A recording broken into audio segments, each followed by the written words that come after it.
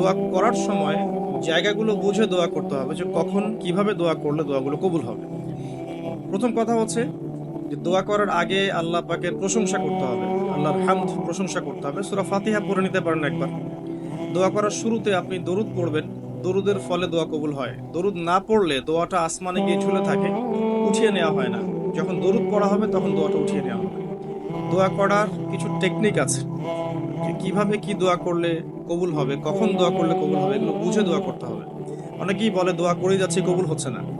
কিছু বিষয় আছে হয়তো এই কারণে হচ্ছে না, হয়তো বা আল্লাহ পাক চাচ্ছেন এটা আপনার জন্য পরে পাওয়া উত্তম, সেই জন্য আপনি এখন পাচ্ছেন না। হয়তো বা আল্লাহ পাক আপনাকে পরকালে দিবেন বলে জমা রেখেছেন, হয়তো এই জন্য পাচ্ছেন না। অথবা হয়তো আপনার আকীদায় শিরক আছে, হয়তো এই জন্য হচ্ছে না। হয়তো বা আমলে বেদায়াত আছে, এই কারণে হচ্ছে না। অথবা আপনার রিজিকে কোনো হারাম কিছু আছে, মেবি এই কারণে আপনার দোয়া কবুল হচ্ছে না। অথবা আপনি তাড়াহুড়া করছেন। তাড়াহুড়ার ব্যাখ্যায় নবী সাল্লাল্লাহু আলাইহি ওয়াসাল্লাম বলেছেন যে মানুষ বলে আমি দোয়া করেই গেলাম, আমার দোয়া কবুল হলো না। তো আমরা জেনে নিব যে কোন কোন জায়গায় কিভাবে দোয়া করলে দোয়া কবুল হবে। এই বইটার মধ্যে সবই দেয়া আছে, হিসনুল মুসলিম বইটার মধ্যে। তারপর আমি বলছি আমার ব্যক্তিগত ইলম থেকে কিছু কথা, সেটা হলো দোয়া করার আগে অবশ্যই আল্লাহর প্রশংসা করবেন, অ্যাটলিস্ট একবার আলহামদুলিল্লাহ বলে হাত তুলবেন। তারপরে আপনি নবী সাল্লাল্লাহু আলাইহি সাল্লামের কাছে উপরে একবার দরুদ পড়বেন। আগে আগে আল্লাহর প্রশংসা, তারপরে দরুদ। এরপরে আপনি নিজের পাপের ক্ষমা চাবেন আগে। আপনি পাপ করেন বা না করেন, আগে বলবেন রব্বিক ফিরলি, আল্লাহ আমাকে মাফ করে দাও, পাপ করেন বা না করেন। এটা সুলাইমান আলাইহিস সালামের সেই দোয়া থেকে আমি শিক্ষা নিয়েছি। সুলাইমান আলাইহিস সালাম যে বিখ্যাত দোয়ায় বলেছিলেন যে আল্লাহ আমাকে এমন মুলক এবং রাজত্ব দান করুন যে মুলক আর রাজত্ব আপনি কাউকে কখনো দেননি। এই দোয়ার শুরুতে তিনি বলেছেন রব্বিক ফিরলি, আল্লাহ আমাকে মাফ করুন। তো এটা আদব, দোয়ার আদব হচ্ছে আগে নিজের ক্ষমা চাওয়া, আল্লাহর কাছে নিজের ভুলের ক্ষমা চাওয়া, তারপরে দোয়া করা। হামসানা, দরুদ, এরপরে আপনি ক্ষমা চাবেন। এবার আপনি দোয়াগুলো করবেন আপনার মন থেকে। আরবি দোয়া জানা থাকলে আরবিতে দোয়া করবেন, কারণ আপনি আপনার রবের সাথে আরবি দিয়ে কথা বলবেন, এর চেয়ে আসলে গর্বের কি হতে পারে? আরবি ভাষা কেন শিখব, কি দরকার আছে? এটা কি সাম্প্রদায়িকতা? আল্লাহ রাব্বুল আলামিনের আল্লাহ পাক যে ভাষায় কোরআন নাজিল করেছেন, আল্লাহ পাক যে ভাষায় কথা বলেছেন কোরআনে, সেই ভাষায় আমি আল্লাহর সাথে কথা বলছি, এর চেয়ে গর্বের কি আছে আমার জন্য? আরবি কেন শিখছি, কেন শিখবো? এই ভাষা দিয়ে আমি আল্লাহর সাথে কথা বলবো। জান্নাতে এই ভাষা চলবে, কোরআন এই ভাষায় নাজিল হয়েছে, কবরে এই ভাষায় প্রশ্ন করা হবে, আমি কেন এই ভাষায় আল্লাহর সাথে কথা বলবো না? এর মানে এই নয় যে কেউ যদি আরবি না জানে অন্য ভাষায় দোয়া করতে পারবে না, এমনটা নয়। অবশ্যই কেউ যদি আরবি না জানে, বেসিক দোয়াগুলো না জানে, সে বাংলাতে দোয়া করতে পারে, কোনো সমস্যা নেই। ইংরেজিতে দোয়া করতে পারে, উর্দু দিয়ে দোয়া করতে পারে। ভাষাগত পার্থক্য আল্লাহর কাছে নেই, তবে আরবির মর্যাদা আছে। আর এটা আমার কাছে গর্বের বিষয় মনে হয় যে আমি আরবি দিয়ে আমার রবের সাথে কথা বলতে পারছি। আমি আরবি দিয়ে কথা বলছি, এবং আরবি দিয়ে দোয়ার ক্ষেত্রে আপনি এত এত ভালো করে মনের ভাব প্রকাশ করতে পারবেন অল্প শব্দে, যেটা হয়তো অন্য কোনো জায়গায় সম্ভব নয়। এরপরেও আমি বলবো যে মাতৃভাষায় মানুষের মনের ভাব প্রকাশের ক্ষেত্রে সহজতা আছে। যদি কেউ আরবি না জানেন, সেক্ষেত্রে মাতৃভাষাতেই বেশি বেশি দোয়া করবেন, চলতে ফিরতে দোয়া করবেন। নির্দিষ্ট সময়েই দোয়া করতে হবে এমন নয়। রোজা রেখে সারাটা দিন যখনই আপনার মন চাচ্ছে, মনের মধ্যে একটা কিছু চাহিদা আসছে, আপনি দোয়া করে ফেলবেন। নবী সাল্লাল্লাহু আলাইহি ওয়াসাল্লাম বলেছেন, যদি তোমাদের কারো জুতার ফিতাও ছিঁড়ে যায়, সেজন্য সেই ফিতাটাও আল্লাহর কাছে চেয়ে নেয়। প্রতিটা বিষয় আল্লাহর সাথে শেয়ার করতে হবে। আল্লাহ, আমার চাকরির দরকার, আমার রিজিকের সমস্যা, আমার পারিবারিক সমস্যা, আমার ব্যবসার সমস্যা, আমার ইলম অর্জন করতে চাই, আল্লাহ ইলম দান করো। আল্লাহ, আমি শারীরিকভাবে অসুস্থ। বিভিন্ন রকম সমস্যা আমরা জর্জরিত আছি। প্রত্যেক মানুষের কোনো না কোনো সমস্যা আছে। সমস্যা থাক বা না থাক, দোয়া করতেই থাকতে হবে। যে ব্যক্তি সুখের সময় বেশি বেশি দোয়া করে, আল্লাহ পাক দুঃখের সময় তার দোয়া বেশি কবুল করেন, এমনটা হাদিস এসেছে। যে ব্যক্তি সুখের সময় ভালো আছে, এখন আমার ফিজিক্যাল আমি ফিট, এখন আমি আল্লাহ পাকের অসীম নিয়ামতের মধ্যে আছি, বাড়ি গাড়ি, টাকা টাকা করি, আত্মীয় স্বজন, স্ত্রী সন্তান সবই আছে, আমার কোনো কিছুর অভাব নাই।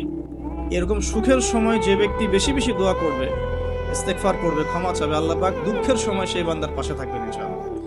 আর সবচেয়ে বড় দুঃখের দিন তো কিয়ামতের দিন, আল্লাহ পাক সেদিন ইনশাআল্লাহ আমাদের সাথে থাকবেন ইনশাআল্লাহু তাআলা।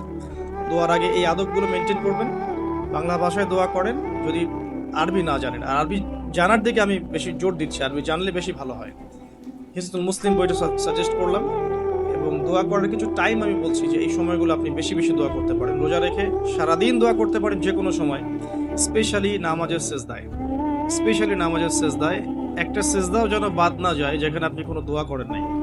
অ্যাটলিস্ট আপনি কিন্তু সেজদায় তাসবিহ পড়েই বলতে পারেন, আল্লাহুম্মা আতিনা ফিদ দুনিয়া হাসানা ওয়া ফিল আখিরাতি হাসানা ওয়া কিনা আযাবান নার। আল্লাহুম্মা আইন্নি আলা যিকরিকা ওয়া শুকরিকা ওয়া হুসনি ইবাদাতিক। যে কোনো দোয়া। আল্লাহুম্মা আনতাস সালাম ওয়া মিনকাস সালাম ফাহাইয়িনা রাব্বিনা বিস সালাম।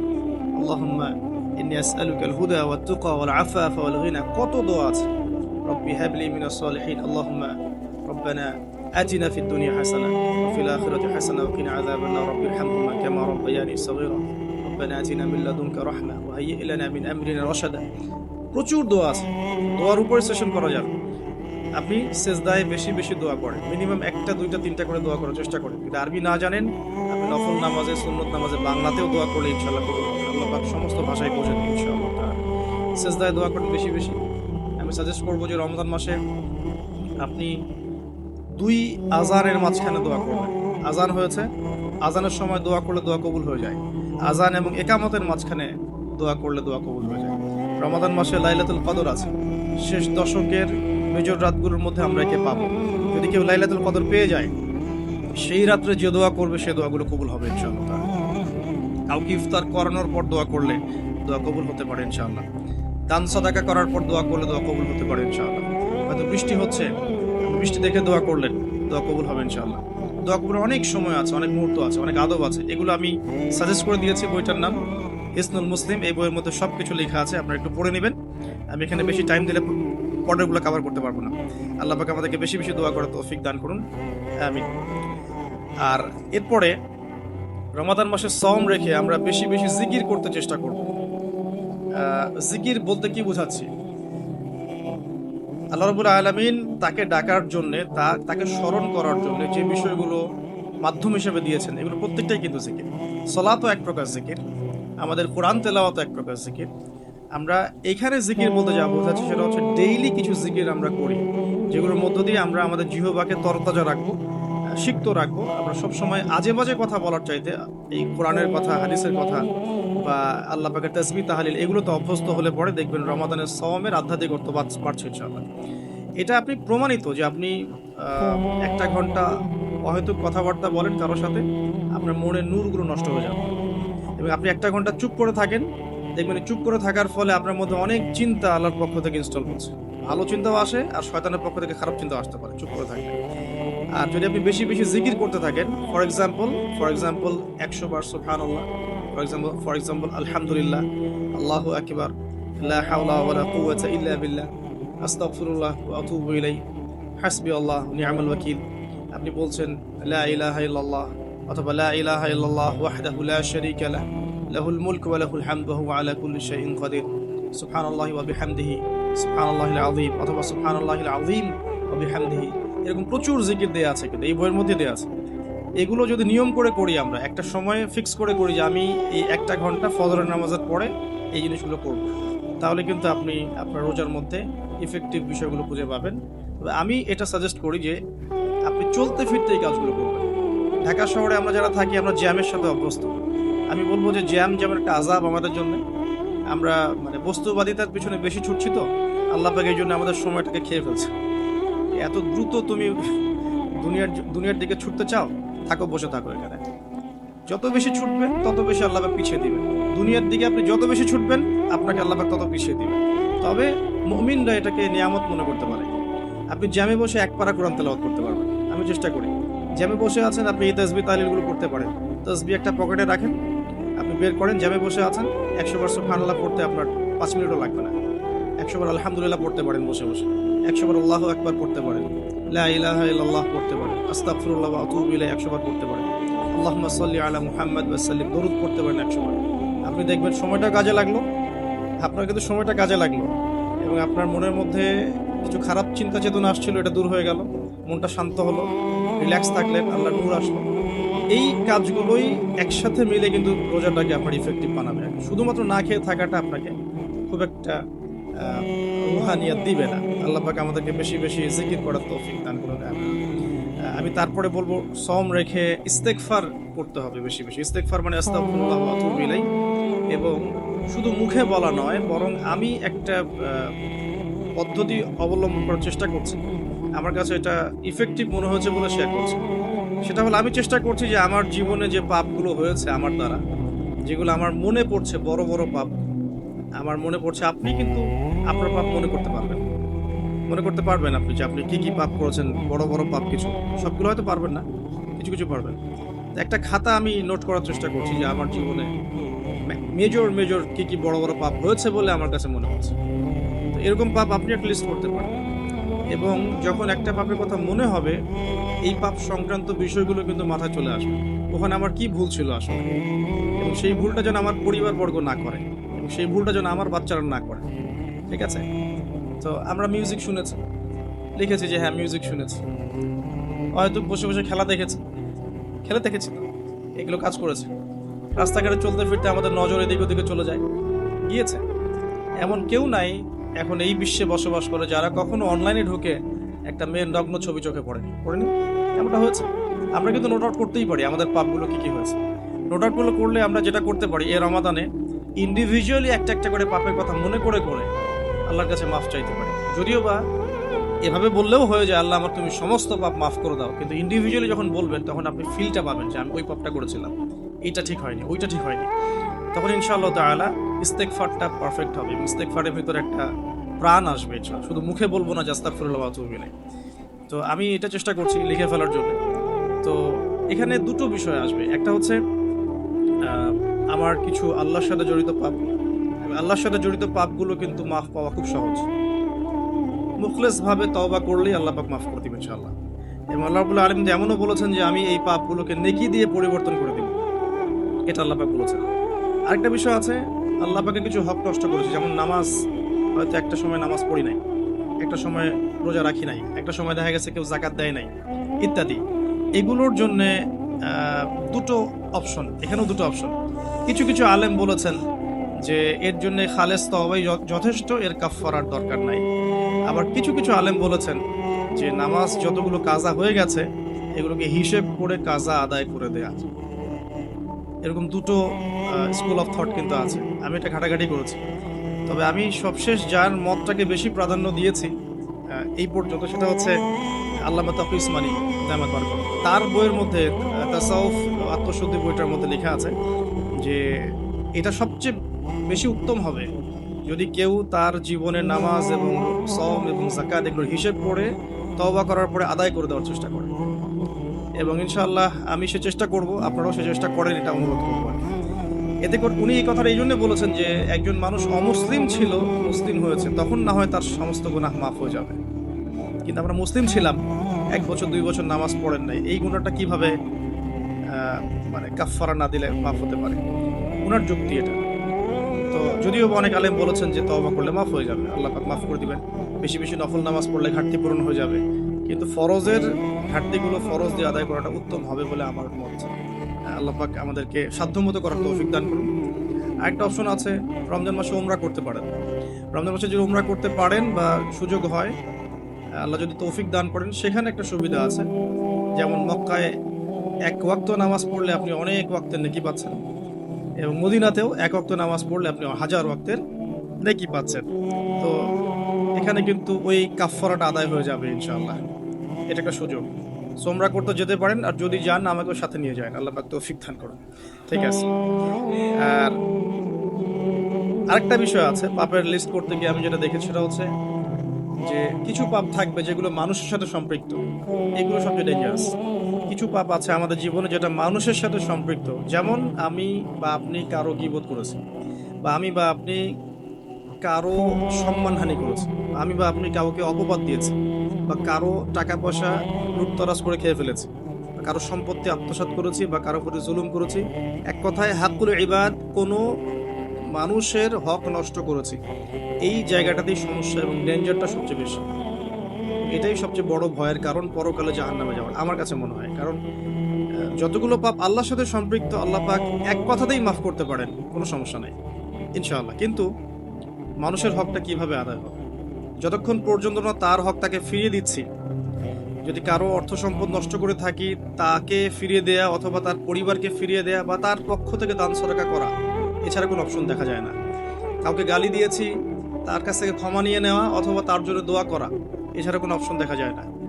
তো আমি একটা দোয়া আপনাকে শিখাই দিচ্ছি, ইনশাআল্লাহ আশা করা যায় এই দোয়ার বরকতে আল্লাহ পাক আপনাকে সুযোগ তৈরি করে দিবেন যাতে করে আপনি তার হক তাকে ফিরিয়ে দিতে পারেন ইনশাআল্লাহ তাআলা। সেটা হলো আল্লাহুম্মা কফিনি বিহালালিকা আন হারামিক ওয়া আগনিনি বিফদলিকা আম্মান সিওয়াক। এই দোয়াটা যে বেশি বেশি করবে ইনশাআল্লাহ তাআলা, আলী রাদিয়াল্লাহু আনহু বলেছেন যে তার যদি পাহাড়ের সমান ঋণ থাকে আল্লাহ পাক সেটাও পরিশোধ করার ব্যবস্থা করবেন ইনশাআল্লাহ। তো এটা ডেঞ্জারাস এই কারণে, যদি এগুলো আমরা দুনিয়াতে মিটিয়ে না যেতে পারি তাহলে পরকালে এই ব্যক্তিরা আমাদের সামনে দাঁড়িয়ে থাকবে। সে আমাকে মিথ্যা অপবাদ দিয়েছে, সে আমার গীবত করেছে, সে আমার টাকা পয়সা নিয়ে দেয়নি, সে আমাকে গালি দিয়েছে, সে আমার জুলুম করেছে। এরকম প্রচুর মানুষ কিন্তু আমাদের মাঠে দাঁড়িয়ে থাকবে এবং অনেক মানুষ আমাদের মাঠে পাহাড়ের সমান নেকি নিয়ে উঠবে। ওঠার পরেও তাদের নেকি থেকে এই মানুষগুলোর হক আদায় করে দেওয়া হবে। যদি হক আদায় করতে গিয়ে নেকি শেষ হয়ে যায় তখন এই মানুষগুলোর যে গুনাহ এটা এই মানুষদের উপর চাপিয়ে দেওয়া হবে। এটা ডেঞ্জারাস। অনেক অনেক নেকির কাজ করেও পরকালে মিসকিন হওয়াটা নিতান্তই হতভাগ্য। আমরা চাই না আল্লাহ পাক এই কাতারে আমাদের অন্তর্ভুক্ত করুন।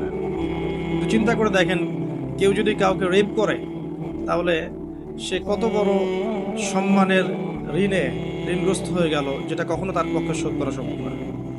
এই জিনিসটা যদি মাথায় থাকে, এই হাদিসটা যদি মাথায় থাকে যে কিয়ামতের মাঠে সবচেয়ে বড় মিসকিন তারা যারা অন্যের কাছে দায়বদ্ধ থাকে, নামাজ রোজা হজ জাকাত সমস্ত নেকি নিয়ে ওঠার পরেও কারো হক নষ্ট করার দায়ে সে জাহান্নামে চলে যাবে ওদের গুনার ভার নিয়ে। এই জিনিসটা সবচেয়ে ডেঞ্জারাস। এই কারণেই আসলে কম কথা বলা উচিত এবং কম মানুষের সাথে মেশা উচিত এবং মুখ বন্ধ রাখাই ভালো। বেশি না বলা, বেশি কিছু ভাবতে না যাওয়া, বেশি গেজ না করা। এবং অনলাইন এমন একটা প্ল্যাটফর্ম যেটা আমাদের এই সুযোগটা বাড়িয়ে দিয়েছে যাতে করে আমরা নির্দ্বিধায় একে অপরের গীবত সমালোচনাকে একটা ট্রেডিশন মনে করছি, বাট এগুলোর বড় শাস্তি আমাদের জন্য অপেক্ষা করছে। আল্লাহ পাক এগুলো থেকে আমাদেরকে হেফাজত করুন। আমি মানুষের সাথে জড়িত পাপ থেকে আল্লাহ পাক আমাদেরকে বাঁচাক। যদি সম্ভব হয় রমজান মাসে আমভাবে ক্ষমা চেয়ে নেওয়া উচিত। যেমন পরিবারবর্গকে ডেকে বলা যেতে পারে যে আমার দ্বারা যদি তোমাদের কোনো হক নষ্ট হয়ে থাকে তোমরা আমাকে মাফ করে দিও, ঠিক আছে। যদি একজন রাষ্ট্রের নেতা হয়ে থাকে তার বলা উচিত সবার সামনে যে আমি আমার দায়িত্ব পালন করার চেষ্টা করেছি আমার সাধ্যমতো। যদি আমার দায়িত্ব পালনে কোনো রকম হক নষ্ট হয়ে থাকে তোমাদের কারণ, আমার উপর কোনো অভিযোগ থেকে থাকে, আমাকে মাফ করে দিও। আমভাবে ক্ষমা চেয়ে নেওয়াটা ভালো হবে রমাদান মাস। কারণ এই মাস, ওই যে আমি একটা হাদিস বলছি, সেই ব্যক্তি হতভাগা যে ব্যক্তি এই মাস পেয়েছে কিন্তু নিজের গুনাহ মাফ করাতে পারলো না। আমার গুনাহ তো আমি আল্লাহর কাছে মাফ করালাম, কিন্তু মানুষের সাথে জড়িত হকটা কিভাবে মাফ করা, এই বিষয়টা বুঝতে হবে। আল্লাহ পাক আমাদেরকে ইস্তেগফার করার তৌফিক দান করুন রমজান মাসে এবং অন্যের হক পরিশোধ করে দেওয়ার তৌফিক দান করুন। রমাদান মাসে ইফেক্টিভ রমাদানের জন্য নেক্সট টাইমে লিখেছি জাকাত।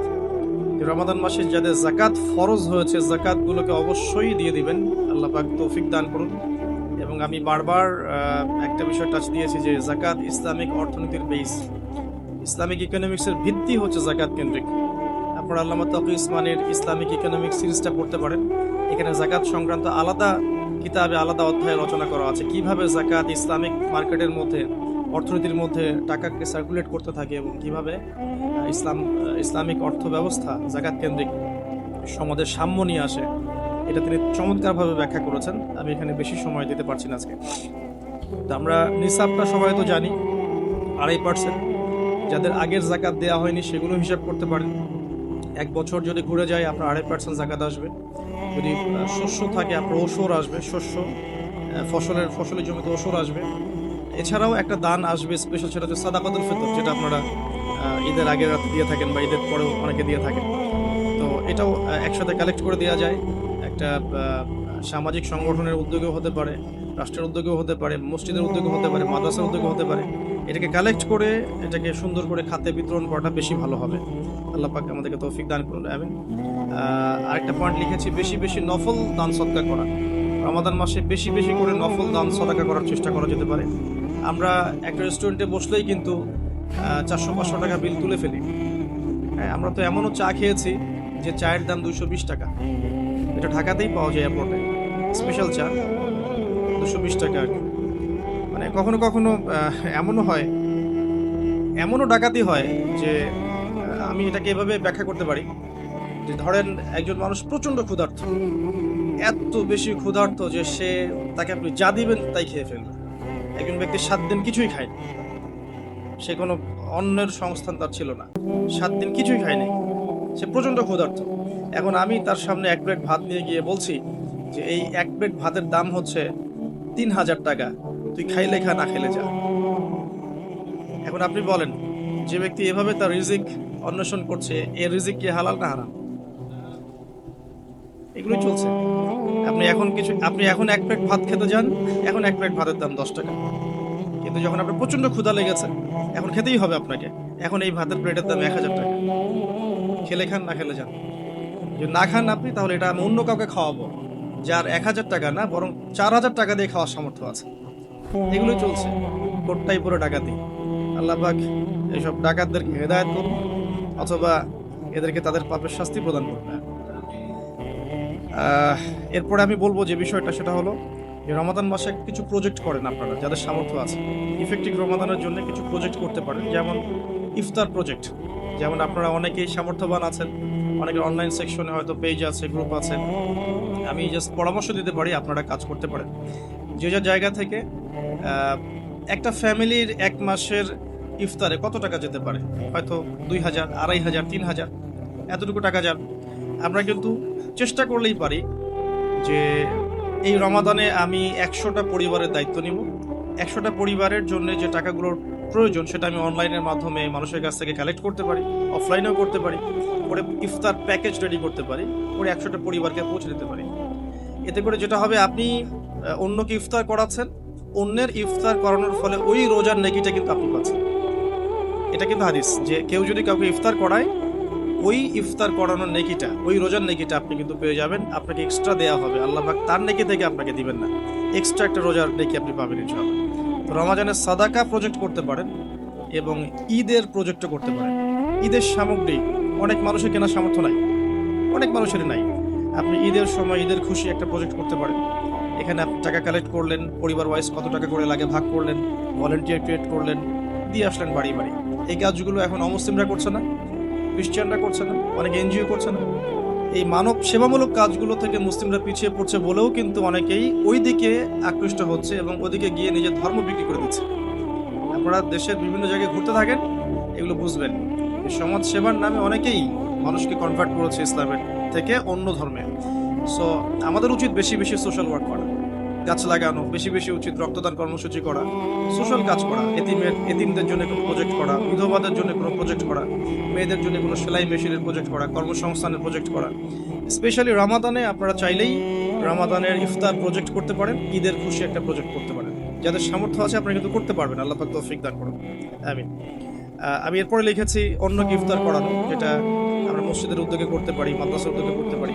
প্রত্যেকটা রমাদানের আসর থেকে মাগরিব পর্যন্ত স্থানীয়ভাবেই আপনারা কিন্তু তালিমের আয়োজন করতে পারেন, তালিমি বৈঠক করতে পারেন। আসরের নামাজ শেষ হয়ে গেছে, এখন যে কোনো একটা টপিকে বা একটা দুটো হাদিস নিয়ে বা একটা কোরআনের আয়াতকে নিয়ে ইমাম সাহেব আধা ঘন্টা 1 ঘন্টা কথা বলবেন, এবং কথা বলা শেষ হয়ে গেলে আমরা সবাই যারা মসজিদে আছি একসাথে বসে ইফতার করে বাসা যাব। এতে করে কিন্তু একটা সামাজিক হৃদ্যতা তৈরি হবে, রমাদানকে এনজয় করা যাবে। তো এটা আমরা করতে পারি, অন্যকে ইফতার করানো।